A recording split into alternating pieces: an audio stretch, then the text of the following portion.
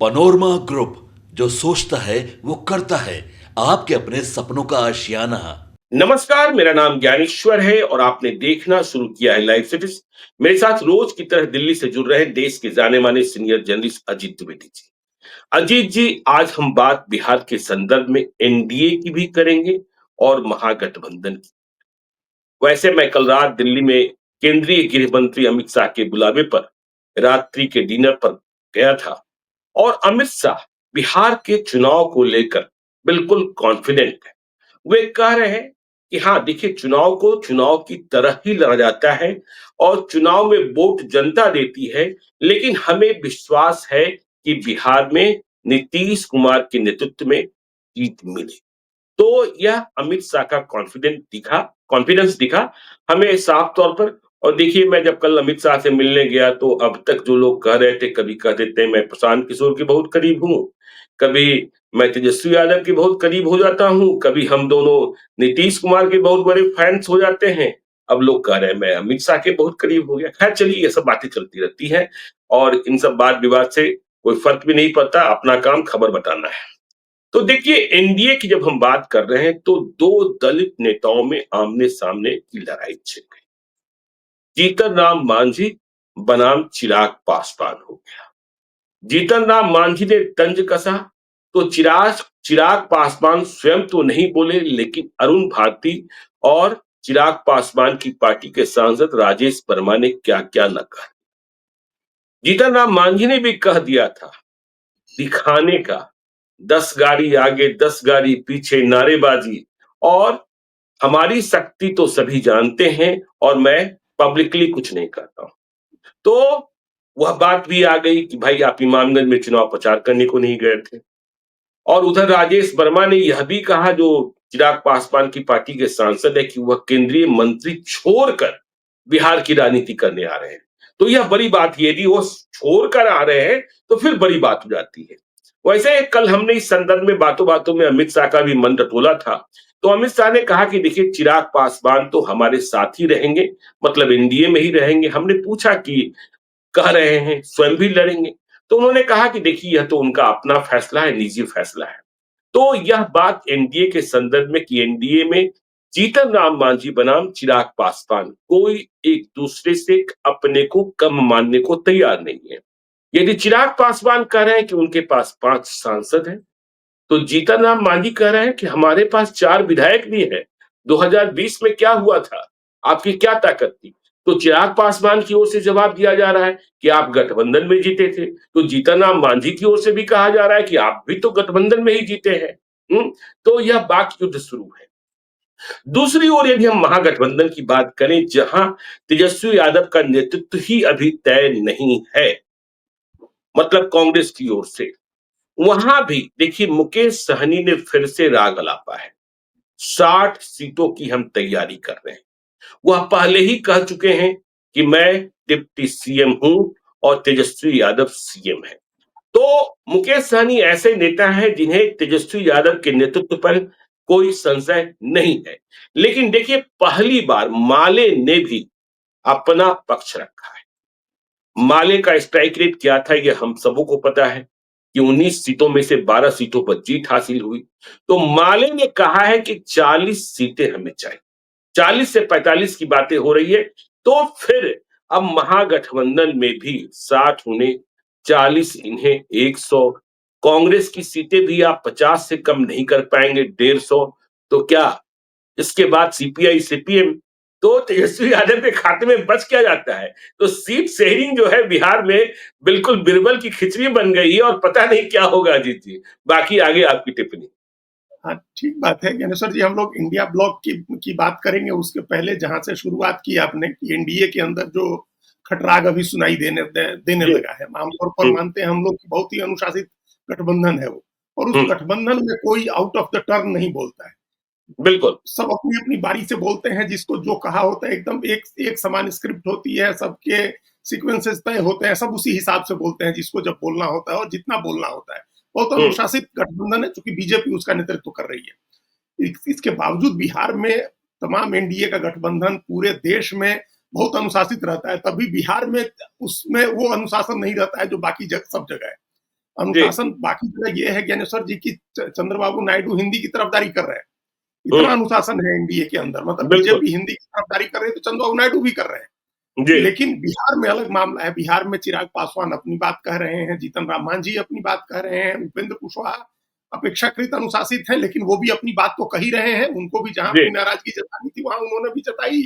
तो हुँ, हर व्यक्ति अपने अपने, और जेडीयू के लोग बोल ही रहे हैं कि भाई नीतीश का ही नाम लेना है आपको।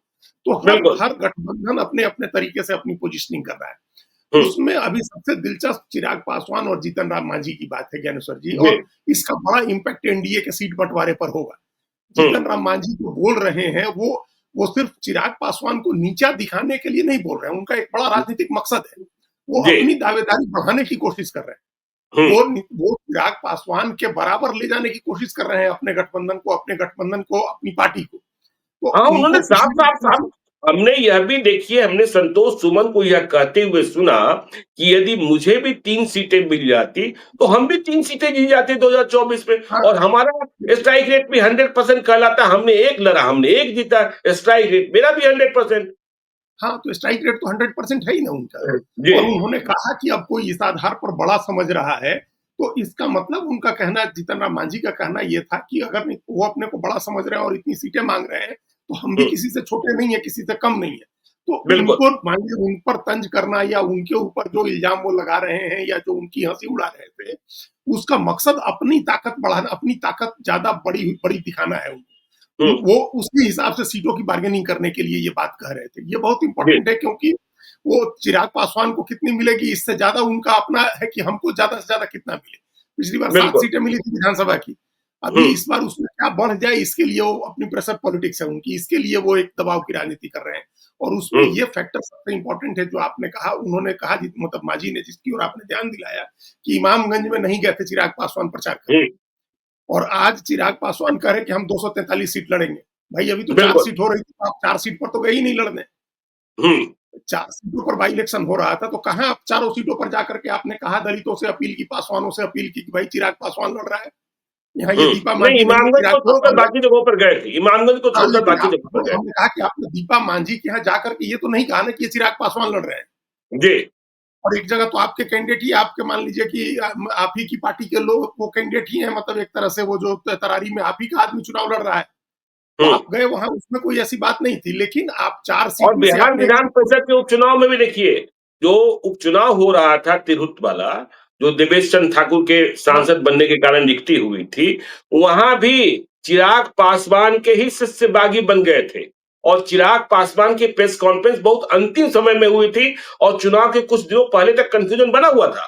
कंफ्यूजन बना हुआ था। तो आप 4 सीटों के बाई इलेक्शन होते हैं, 1 सीट का बाई इलेक्शन होता है, वहाँ तो अपना 100% देते नहीं हैं। और आप हुँ, बिहार में 100% सीटों पर खुद ही लड़ने की बात कर रहे हैं कि हम लड़ेंगे। तो ये जी, तो वही बात है ना, आप अपने को बड़ा बताने के लिए अपनी पोजिशनिंग आप कर रहे हैं।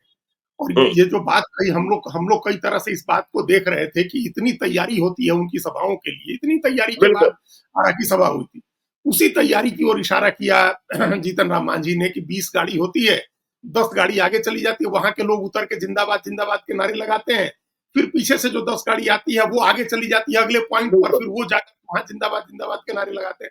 तो नेता इस तरह के काम करते हैं, जिनके पास साधन है, जो सक्षम है, वो इस तरह से अपनी अपनी ब्रांडिंग पैसों तक करते हैं। बात पहुँच गई अजीत जी, पैसों तक बात पहुँच गई। जीतन राम मांझी ने पैसों की भी बात कर दी और इधर से राजेश वर्मा ने कहा कि यदि पैसे से ही आदमी आते हैं, तो जीतन राम मांझी जुटा कर दिखा दें। और देखिए बिहार नहीं, में प्रशांत किशोर तो रोज जुटा रहे हैं, उनके बारे में वो ही जी, कहा जाता है कि उनके पास संसाधन है, लेकिन जुटा तो रहे हैं। नहीं, आप इतना कितना संसाधन होगा कि रोज कोई आदमी इतनी सभा, इतनी भीड़ जुटा लेगा। आप बिल्कुल। प्रधानमंत्री की सभाएं भी होती हैं तो 20 दिन 25 दिन एक सभा के लिए तैयारी होती है। आज सिवान में सभा होनी है 20 तारीख को, और हम हुँ, पिछले 10 दिन से देख रहे हैं कि कहाँ कहाँ की टीमें सिवान में बैठी हुई हैं सभा की तैयारी कराने में। तो बिल्कुल। जो प्रशांत किशोर भीड़ जुट रही है प्रशांत किशोर की सभा में, उसकी बात तो छोड़ दे, चिराग पासवान या उनके लोग, वो सभा में वो भीड़ अपने आप आ रही हुँ, है। इनके तरफ से ये बंदोबस्त होता है कि वहां सुविधा सारी रहती है कि जो आए उसको परेशानी नहीं, लेकिन हुँ, लोग आ अपने से रहे हैं। और ये बात जी, आज जीतन राम मांझी ने भी कही ना अपनी प्रेस कॉन्फ्रेंस में, उन्होंने कहा कि हमने तो अपनी ताकत दिखाई है, हमने तो गांधी मैदान में भी बिल्कुल। दिखाई, हमने गया में भी दिखाई, हमने इमामगंज में भी दिखाई, ताकत दिखाई ना उन्होंने। हुँ, भाई बाई इलेक्शन हुआ तो वहां ताकत दिखाई ना उन्होंने। बाई इलेक्शन में तो चिराग पासवान ने और प्रशांत किशोर ने कोई कसर थोड़ी छोड़ी थी हरवा देने में उनको। बिल्कुल। वो तो हारी जाती उनकी बहू, वो तो जीतन हुँ, राम मांझी ने अपनी ताकत दिखाई, नक्सली इलाकों में किस तरह से उन्होंने मैनेज किया लोगों को, अपना वोट जाकर के कैसे ऐसे-ऐसे इलाकों में पहुँचे, जाकर के उन्होंने वोट मैनेज किया। हुँ, तो वो तो अपनी वही तो ताकत थी असली। आपकी ताकत बिल्कुल। चुनाव में क्या होती है? आप चुनाव जीत रहे हैं, ये सबसे बड़ी ताकत है। जी। तो वो चुनाव जीत करके दिखाए, लोकसभा चुनाव भी, विधानसभा चुनाव भी जीत करके दिखाए और 50% से ऊपर उनका विधानसभा में भी स्ट्राइक रेट था।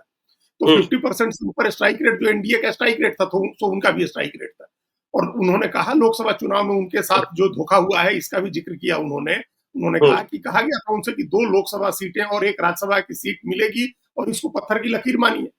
लेकिन मिली बिल्कुल। सिर्फ 1 लोकसभा की सीट और वो सीट उन्होंने हुँ, जीत के दे दी। ये तो जी। 100% स्ट्राइक रेट हुआ ही।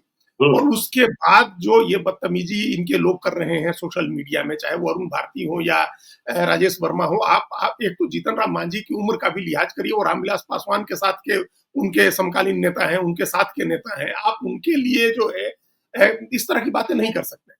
वो क्या बिल्कुल। नहीं, आहत हो गए? बुजुर्ग भी कह रहे हैं, अभिभावक भी कह रहे हैं, बुजुर्ग और हाँ, अभिभावक भाई दोनों आप कह भी रहे कर रहे हैं, बुजुर्ग भी कर रहे हैं, अभिभावक भी कर रहे हैं, लेकिन आप उनको नीचा दिखाने की कोशिश कर रहे हैं।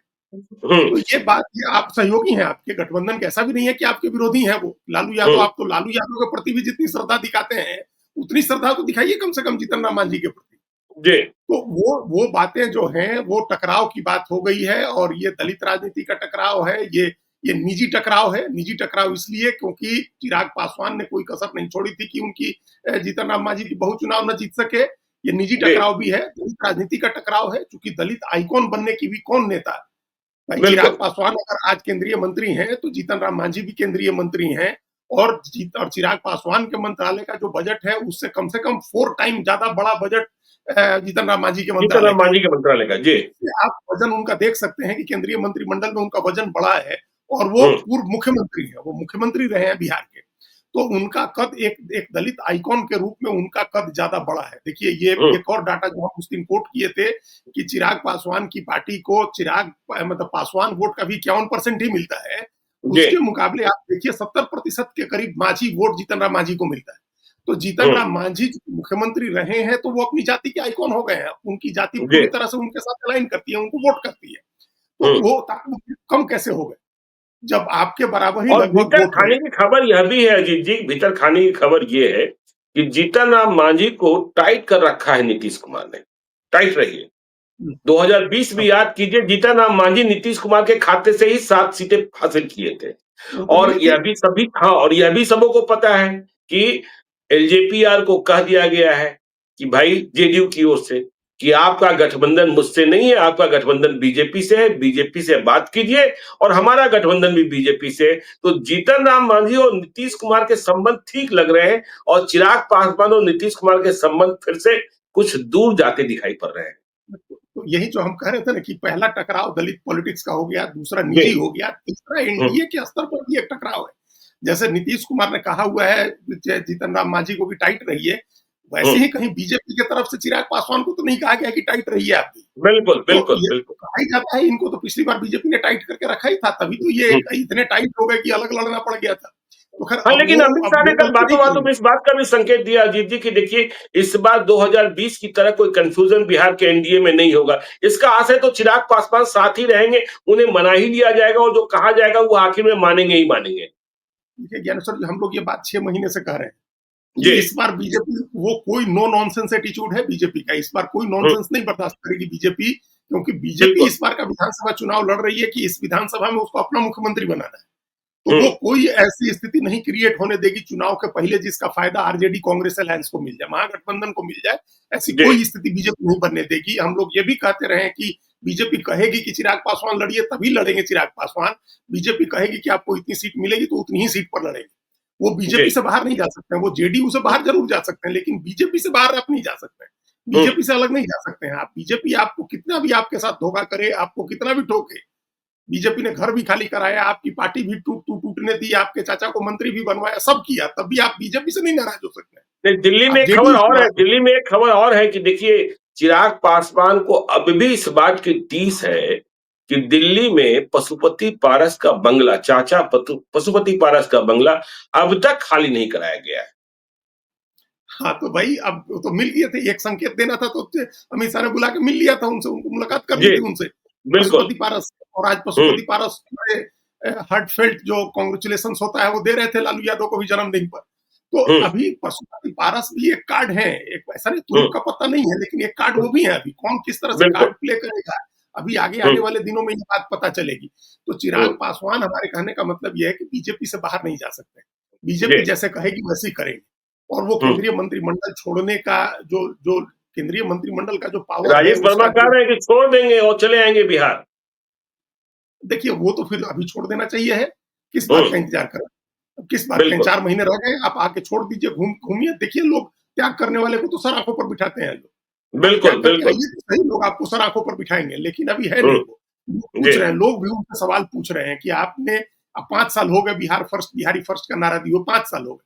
इस हम्म, 5 साल में बिहार को फर्स्ट बनाने के लिए या बिहारी को फर्स्ट बनाने के लिए कोई एक अपने द्वारा किया हुआ काम आप जनता को बताइए, बिहार की जनता को। जी। या आपके मंत्रालय का बजट 4,000-5,000 करोड़ का ही है, तो आप हम्म, बताइए कि उसमें 10% क्या बजट आपने खर्चा किया है, आके 400 करोड़ की कोई प्रोजेक्ट आप फूड प्रोसेसिंग की यूनिट लगवा रहे हैं बिहार में। तो हम्म, बिहार फर्स्ट, बिहारी फर्स्ट की बात आप करते हैं, आप करते कुछ नहीं है उसके लिए। तो बिल्कुल। ये लोग ये भी पूछ रहे हैं ना कि आके कर आप क्या किया है सो बताइए आकर के हम लोग। जी। तो ये उनको इसका भी जवाब देना होगा, लेकिन खैर वो बात का स्टेज है। अभी ये हम्म, स्टेज आ गई है कि एनडीए के अंदर का जो कलह है, उस कलह में अब ये 2 प्लेयर खुल करके सामने आ गए हैं। ये दोनों बिल्कुल। प्लेयर की अपनी राजनीति भी कर रहे हैं निजी, अपने दल की भी, और गठबंधन के 2 बड़े सहयोगियों की राजनीति भी कर रहे हैं। तो हम्म, इनको कैसे समझाया जाएगा, कैसे तैयार किया जाएगा? और अगर चिराग पासवान को 20 सीटें देनी है या 22 सीट देनी है, तो जीतन राम मांझी को 10 सीट पर कैसे मनाएँगे? ये बड़ा बिल्कुल सिरदर्द बिल्कुल होगा बिल्कुल बिल्कुल। भारतीय जनता पार्टी के लिए।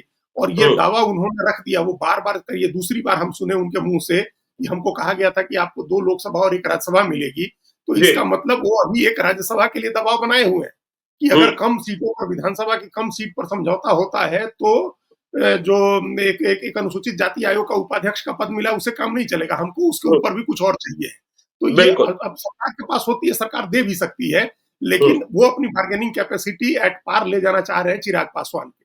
और ये एक बड़ा सिर दर्द होगा भारतीय जनता पार्टी के लिए। और जब इन दोनों को आप बैलेंस करेंगे अच्छी खासी सीटें दे करके, तो आप हम्म। उपेंद्र कुशवाहा की भी अनदेखी नहीं कर हाँ, सकते। वही ये मैं भी आ रहा था, वही मैं आ रहा था कि जीतन राम मांझी को मिलने वाली सीटों से उपेंद्र कुशवाहा की उम्मीदें भी बंधी हुई है कि जीतन राम मांझी को जितनी सीटें मिल रही हैं, उससे बहुत कम सीटें आप उपेंद्र कुशवाहा की नहीं कर सकते हैं। और लगातार मैं सोशल मीडिया पर देख रहा हूं कि यदि उपेंद्र कुशवाहा की सीटें आपने कम की तो कुशवाहा समाज नाराज हो सकता है और फिर 2024 के लोकसभा चुनाव की तरह खेला हो सकता है जो शाहबाद, मगध और भोजपुर में दिखा था। हाँ, बिल्कुल हो सकता है। ये हम लोग कल चर्चा कर ही रहे थे जी। कि कुशवाहा नाराज होंगे, चूंकि एक उन्होंने अपना एक आइकॉन बनाया हुआ है। उपेंद्र हम्म, कुशवाहा एक लीडर के तौर पर, इतने वर्षों की उनकी मेहनत है, एक आइकॉन के तौर पर वो स्टैब्लिश हैं, तो उसका अपमान नहीं बर्दाश्त करेगा समाज। फिर उनका जहां मौका मिलेगा वहां उसका बदला लोग निकाल लेंगे। और अभी बिल्कुल। तक उपेंद्र कुशवाहा अपनी तरफ से कोई ऐसा टेंट्रम नहीं दिखा रहे हैं जो हम्म, चिराग पासवान दिखा रहे हैं, या जिस तरह से जीतन राम मांझी कर रहे हैं। वो कल भी उन्होंने दिल्ली में प्रेस कॉन्फ्रेंस की कॉन्स्टिट्यूशन क्लब में, और जी। कल भी उन्होंने परिसीमन की बात उठाई, बिहार के हित की बात उठाई। परिसीमन पर उनका जोर कल भी रहा कि हम्म, परिसीमन करिए, बिहार की सीटें बढ़नी चाहिए, राजनीतिक भागीदारी तो बढ़ाइए, आर्थिक भागीदारी तो हम लोग की नहीं है। आर्थिक बिल्कुल। भागीदारी तो सारी दक्षिण के राज्यों की है, पश्चिम के राज्यों की है, तो राजनीतिक जी। भागीदारी तो बढ़े।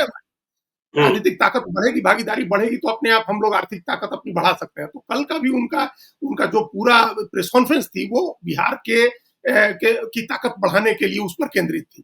वो एनडीए को बिल्कुल। मजबूत करने के लिए बात कर रहे हैं, बिहार को मजबूत करने की बात कर रहे हैं। वो कोई अभी नहीं दिखा रहे हैं अपनी तरफ से कोई तेवर या कोई तमाशा नाटक, अभी वो नहीं कर रहे हैं। लेकिन अगर चिराग पासवान और 2 लोग अगर खूब बोल रहे हैं, झगड़ने वाले हैं, और उनका झगड़ा शांत कराने के लिए आप उनको ज्यादा चीजें दे रहे हैं, तो जो जी। बच्चा चुप है वो भी खुद माँगना शुरू कर देगा। अभी तक तो वो चुप है, मान बिल्कुल। लीजिए। हम्म, लेकिन आप 2 बच्चों के झगड़े छुड़ाने में अगर उनको बहुत सारी चीज़ें दे देंगे तो तीसरे को भी देनी पड़ेगी। ये बीजेपी के जी। लिए एक बड़ा मतलब, चूँकि अच्छा समझाना बीजेपी को ही है।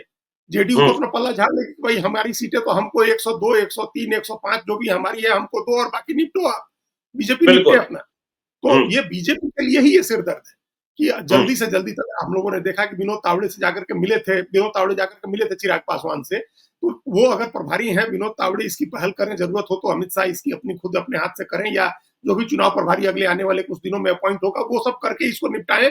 चिराग पासवान और इनका झगड़ा बढ़ने का कारण एक नुकसान एक और है ज्ञानेश्वर जी, कि अभी दलित वोट को लेकर के सबसे ज्यादा मारामारी, सबसे ज्यादा राजनीति बिहार में हो रही है। कांग्रेस भी दलित वोट की राजनीति कर रही है, आरजेडी भी कर रही है, बहुजन समाज पार्टी चुनाव लड़ने आने वाली है, आजाद समाज पार्टी लेके चंद्रशेखर भी पहुंचेंगे लड़ने, ढेर सारे लोग अब सामान्य सीटों पर दलित कैंडिडेट लड़ने का भी बहुत ट्रेंड है। तो ये इस वोट को लेकर के सबसे ज्यादा मारामारी है, तो इसको निपटाना होगा। आप ये मान के चल रहे हैं कि दलित का 20% में से 3/4 75% वोट एनडीए को आएगा, तो वो तब आएगा जब आपका इनका आपस में सद्भाव बनेगा। अगर सद्भाव ज्ञानेश्वर जी नहीं बना, तो जो इमामगंज में हुआ वो हर सीट पर दोहराया जाएगा।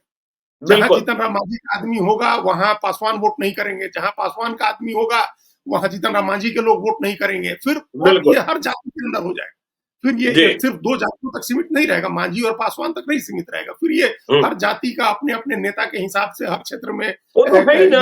आप मगध में देखिए ना, शर्मा मगध में देख लीजिए ना, शर्मा को वर्मा नहीं, वर्मा को शर्मा नहीं, चंद्रवंशी को शर्मा नहीं, शर्मा को चंद्रवंशी नहीं। भोजपुर और शाहबाद में देख लीजिए, राजपूत को कुशवाहा नहीं, कुशवाहा को राजपूत नहीं, ब्राह्मण को राजपूत नहीं, राजपूत को ब्राह्मण नहीं। ये तो हो ही गया ना। हाँ, वही हो जाएगा। फिर विधानसभा चुनाव में भी हो जाएगा ये। उपेंद्र कुशवाहा के जो समर्थक हैं, कुशवाहा लोग, वो क्यों देंगे वोट फिर एक मुश्त होकर के, एक वोट बैंक की तरह कुशवाहा को? आप फिर हम लोग कई बार कहें कि सम्राट चौधरी को मुख्यमंत्री या तो घोषित कर दीजिए, फिर आप कुशवाहा वोट में कोई जोखिम ले सकते हैं। अगर आप नहीं घोषित कर रहे हैं तो ये तो बड़ा जोखिम का काम हो जाएगा कि आप उपेंद्र कुशवाहा की अनदेखी कर देंगे।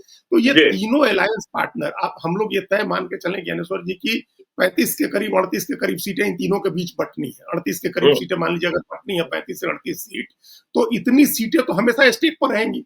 अगर इन लोगों को ठीक ढंग से सद्भावपूर्ण तरीके से अगर वो नहीं सुलझाया गया, तब तो ये इतनी सीटों पर तो कम से कम एक दूसरे को डैमेज करेंगे ये लोग। बिल्कुल, तो ये तो बड़ी भारी नुकसान की बात हो जाएगी एनडीए के लिए। तो ये झगड़ा अभी देखने में भले लग रहा है कि छोटा है, लेकिन नासूर बने उसके पहले निपटा लेना होगा एनडीए को, खासतौर से बीजेपी। चलिए, तो एनडीए को निपटा लेना होगा। अब हम चलते हैं महागठबंधन की ओर, इंडिया ब्लॉक की ओर। वहां भी देखिए खटराग शुरू हो गया है। मुकेश सहनी ने फिर कहा है, और मुकेश सहनी के बारे में तो बात यह कही जा रही है कि तेजस्वी यादव ने तान रखा है ताकि कांग्रेस को नियंत्रित किया सके कि 60 सीटें की तैयारी हमारी चल रही। डिप्टी सीएम की बात पहले भी उन्होंने की है, लेकिन भाकपा माले, सीपीआई माले, उसने पहली बार कहा कि हमारी हिस्सेदारी अधिक होनी चाहिए, हमारी सीटें अधिक होनी चाहिए। 40 पर हम लड़ने की तैयारी, 40 से 45 पर लड़ने की तैयारी करें, 40 से कम नहीं। तो मामला तो यहां भी फंस गया अजीत जी। 40 इन्हें, 60 इन्हें, फिर सीपीआई, सीपीएम, पशुपति पारस आते हैं तो उनके लिए भी कुछ सीटें चाहिए। तो फिर क्या करेंगे तेजस्वी यादव, जिनके बारे में कांग्रेस फैसला ही नहीं कर पा रही है कि इन्हें मुख्यमंत्री घोषित करना है कि नहीं करना है। पप्पू यादव का एडजस्टमेंट भी कांग्रेस को करना है। तमाम सारी परेशानियां यहां भी दिखाई पड़ रही है। बिल्कुल ज्ञानेश्वर जी, हमने जैसा पहले कहा कि एनडीए बहुत अनुशासित दिखता है, तो जो अनुशासित है उसके यहाँ तो इतने झगड़े हैं, और ये गठबंधन तो वैसे भी अनुशासित नहीं है, बंधन में किसी तरह से है नहीं। इंडिया कहीं ओवैसी आ गए तो और भी चाहिए, कहीं ओवैसी आए तो और भी चाहिए। हाँ, तो इंडिया ब्लॉक का अस्तित्व है या नहीं है, ये सवाल तो उस दिन एक किताब के विमोचन समारोह में पी चिदम्बरम ही पूछ रहे थे। इतने बड़े नेता है, फर्स्ट लाइन के नेता है कांग्रेस को, वही कह रहे थे कि इंडिया ब्लॉक का अस्तित्व है या नहीं है पता नहीं। चुनाव के समय खाली इंडिया ब्लॉक दिखाई देता है, तो ये तो ऑलरेडी बिखरा हुआ है ब्लॉक। उस बिखरे हुए ब्लॉक में जो आपने जैसे जोड़ा कि 40 seat left CPI ML, 60 seat Mukesh Sahni और 70 सीट कांग्रेस, अगर हम लोग सिर्फ डिमांड पर जाए, जो मांग की जा रही है उस पर जाए, 170 तो यही हो गया, 170 हो गई, और 10 सीटें जो सीपीआई है और सीपीएम की है 10 सीटें, तो 180 हो गई सीटें। तो उसके बाद बची क्या, 63 सीट बचती है। चिराग पासवान, भाई क्या चिराग पासवान की मांग है? चिराग पासवान की पार्टी की मांग 150 सीट है। तो अब मान लीजिए कि 180 और 150, तो फिर ये तो 430 सीट, 330 सीट हो गई। नहीं, तेजस्वी यादव की मांग है, चिराग पासवान की तेजस्वी यादव की मांग है ना। हाँ, माफ करिएगा, तेजस्वी यादव मतलब आरजेडी की मांग, उनकी पार्टी की मांग 150 सीट है। तो 180 और 150 वो तो 330 सीटें हो गई। तो ये कहाँ से आएंगी सीटें? तो मान लीजिए परिसीमन के बाद का सीन है ये, तो परिसीमन हो और सीटें बढ़े तो उसके बाद की दृश्य है ना। अभी तो 243 ही सीटें हैं, तो कैसे बटेंगी? तो इसका मतलब ये सबको पता है कि ये अव्यवहारिक मांगे हैं। मतलब 60 सीट की मांग मुकेश सहनी की है, वो भी अव्यवहारिक है। 70 सीट की कांग्रेस की मांग भी अव्यवहारिक है। सीपीआई एमएल की मांग हम अव्यवहारिक नहीं कर सकते हैं, क्योंकि उनकी एक स्ट्रेंथ है, उन्होंने अपनी ताकत 19 सीटों पर लड़के दिखाई, 12 जीत करके। और लोकसभा चुनाव में भी ज्ञानेश्वर जी हम लोगों ने देखा जो आरा सीट का नतीजा है, जो दूसरी काराकाट है, आ रहा है। काराकाट सीट का अब नतीजा है, और जो नतीजा खगड़िया का रहा, जिस तरह की लड़ाई खगड़िया में हुई, संजय कुमार जिस तरह से बिल्कुल। चुनाव लड़े संजय कुशवाहा, हम्म, तो लेफ्ट हम्म, की ताकत को हम लोगों ने देखा है असेंबली इलेक्शन में भी और लोकसभा चुनाव में भी। और जी जब लेफ्ट की ताकत आरजेडी कांग्रेस अलायंस में मिल जाती है तो तीन गुनी ताकत हो जाती है, इतनी ताकत बिल्कुल। बढ़ जाती है कि वो बीजेपी के लिए बहुत परेशान करने वाली चीज है। तो हम्म, हालांकि इसके बावजूद हमको लगता है कि ये थोड़ा अतिरंजित है 40 सीटें मांगना। 19 जी सीट आप लड़े थे, उसमें आप एक व्यवहारिक राजनीति के हिसाब से, हम लोग खुद भी चर्चा कर रहे थे, तो 30 सीटों तक हमको लग रहा था कि आप 30 सीट बिल्कुल। मांग सकते हैं, एक आध हाँ, सीट ऊपर 25 से नीचे। 30 हम भी मानते हैं, 25 से 30 हाँ, के बीच में कहीं 30 से मसला 30, बैठेगा। हाँ, आप बैठ जाएगा बीच में, आप 30 सीट मांगिएगा तो बिल्कुल। 25 से 30 के बीच में कहीं आपका आपका हिसाब बैठ जाएगा। तो ये जी। व्यवहारिक है। वैसे ही हम्म, मुकेश सहनी के लिए व्यवहारिक वही है कि आप 25 सीट मांगे, आप 30 सीट मांगे, 25 से 30 के बीच में आपका भी कहीं एडजस्टमेंट हो जाए। और इसी बिल्कुल। तरह से कांग्रेस के लिए व्यवहारिक है कि आप 50 सीट पर बात करिए और 45 से 50 के बीच में कहीं आपका एडजस्टमेंट हो जाए। तो हम्म, इस तब अगर ऐसा होता है, ये व्यवहारिक बातें कर रहे हैं हम, जो राजनीति है वो जी अभी तो कोई व्यवहारिक नहीं सोच रहा है, अभी तो सब अपनी जी अपनी मांग रख रहे हैं। और जी मांग रख के सब, अब मांग रखने में क्यों, मांगने में क्यों कमी करें, मांगने में क्यों बिल्कुल। कंजूसी करनी है। तो मांगने में बिल्कुल। कंजूसी नहीं कर रहे हैं, तो खुले दिल से मांग रहे हैं। लेकिन हम्म, व्यवहारिक राजनीति के लिए व्यवहारिक रूप से जब आप सीटों के बंटवारे पर बैठेंगे, तो ये फॉर्मूला बनेगा, तभी आरजेडी के लिए 140 सीटें बचेंगी। वो पिछली बार 144 सीट लड़े थे, लेकिन इस बार 140 लड़ना उनका बहुत जरूरी है आरजेडी का। बिल्कुल। यादव के लिए मैसेज होना जरूरी है। अगर ज्यादा कम होगा ना, तो यादव का वोट भी कोई ऐसा अब वो नहीं रह गया पहले की तरह कि वो बटेगा ही नहीं, नहीं इधर हम्म, उधर नहीं जाएगा, वो भी वोट जी इधर उधर हो सकता है, कम होगा, कम टूटेगा। ऐसे भी 80% ही वोट मिलता है, हम्म, 80% असेंबली में 80% और लोकसभा चुनाव में 60 के करीब वोट यादव का वोट आरजेडी को मिलता है, और असेंबली में 80% तक मिलता है। अगर उसमें 5-10% की और टूट हो जाती है, अगर ये मैसेज होता है कि पता नहीं तेजस्वी मुख्यमंत्री बनेंगे कि नहीं बनेंगे, इतनी कम सीटें वो लड़ रहे हैं, कांग्रेस क्या बिल्कुल। करेगी आगे, मुकेश सहनी आगे क्या करेंगे, पता चला कि मुकेश सहनी को ज्यादा सीटें मिल रही हैं और आरजेडी हम्म, की सीट कम हो रही है, तो अलग कंफ्यूजन होगा कि भाई मुकेश बिल्कुल। सहनी को लेकर के आरजेडी का मतदाता तो इस दुविधा में होगा ही नहीं कि कहीं चुनाव के बाद उधर तो नहीं चले जाएंगे। जब बिल्कुल। चुनाव के पहले ही इधर उधर होने की चर्चा हो रही है, और उन्होंने कहा ना कि हम जान भी दे देंगे अगर आरक्षण की बात कह देते हैं मोदी जी जी सही बात, तो बिल्कुल। फिर उनको लेकर के एक संदेह तो यादव मतदाताओं में होगा। वो हम्म, संदेह तभी चुनाव में वो संदेह बड़ा नुकसान कर सकता है उनको। लेकिन हम्म, इसलिए भी जरूरी है कि आरजेडी इतनी सीटों पर लड़े कि उसके बारे में एक धारणा रहे कि हाँ, ये लीड कर रहे हैं गठबंधन को, और इन्हीं के तेजस्वी यादव को मुख्यमंत्री बनना है। ये दो चीजें जी करनी चाहिए बिल्कुल। तुरंत।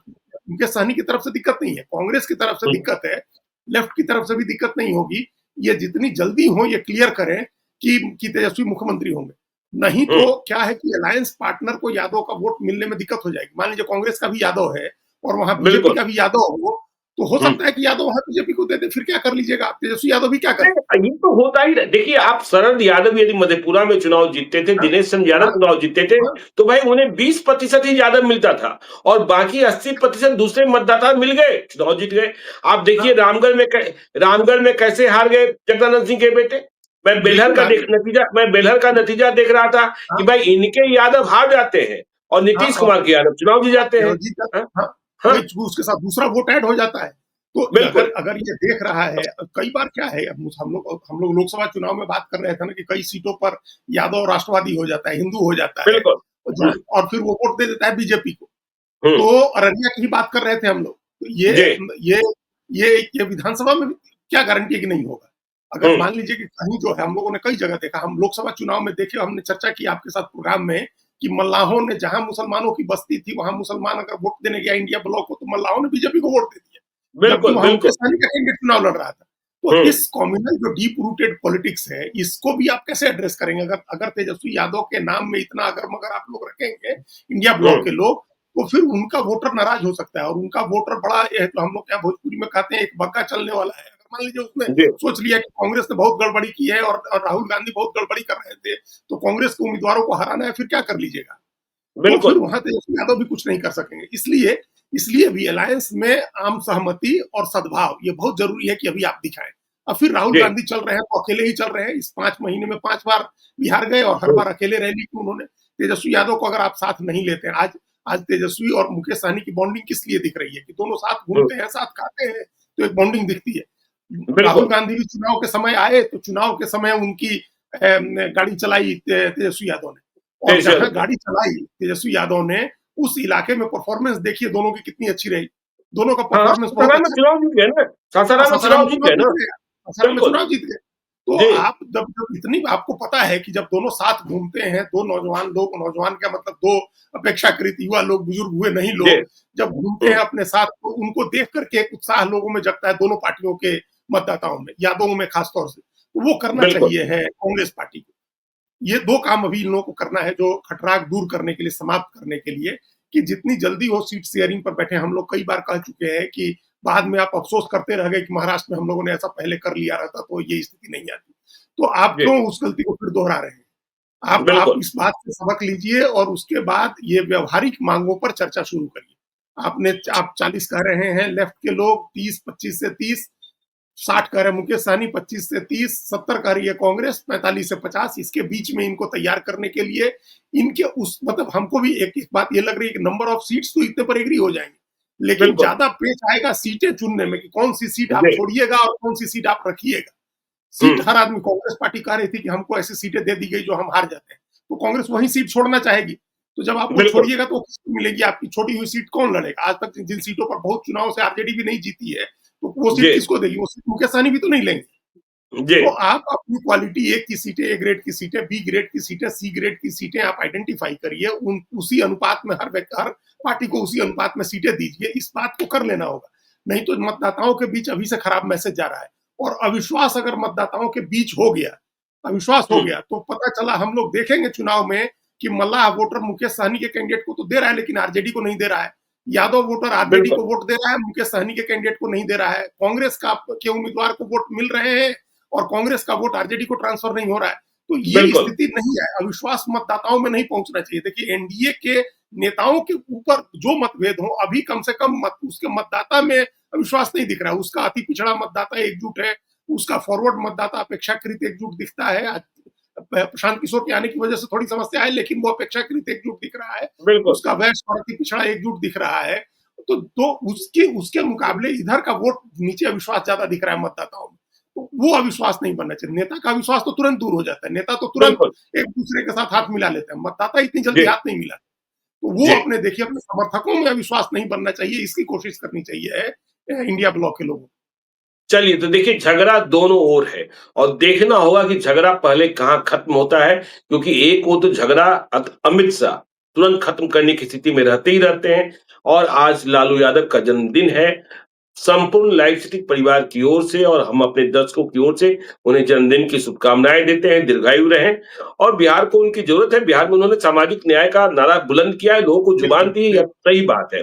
तो आप देखते रहिए लाइव सिटीज को। यदि अब तक आपने हमारे यूट्यूब चैनल लाइव सिटी को सब्सक्राइब नहीं किया है तो जरूर कर लीजिएगा और यदि इस वीडियो को फेसबुक पेज के माध्यम से पेज को लाइक कीजिएगा, हैंडल एक्स पर भी हमें फॉलो कीजिए। धन्यवाद।